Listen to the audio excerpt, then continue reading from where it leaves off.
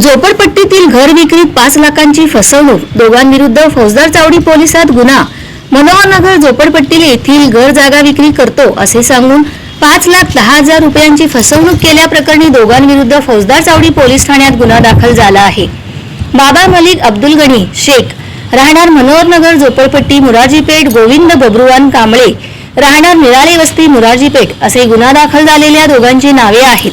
फिर्यादी राहुल जनार्दन कांबळे वय 31, राहणार मंगळवारपेठ यांना घर विक्री करतो म्हणून त्यांच्याकडून फोनपे करून व रोख स्वरूपात 5,10,000 रुपये घेतले, मात्र घर जागा विक्री केली नाही। 10 ऑक्टोबर 2022 रोजी 100 रुपयाच्या बॉन्डवर केलेली इशारा पावती रद्द केलेली नसताना परस्पर नोटरी दस्त कमरुनिसा रफिक बागवान यांच्याकडे नोटरी केली।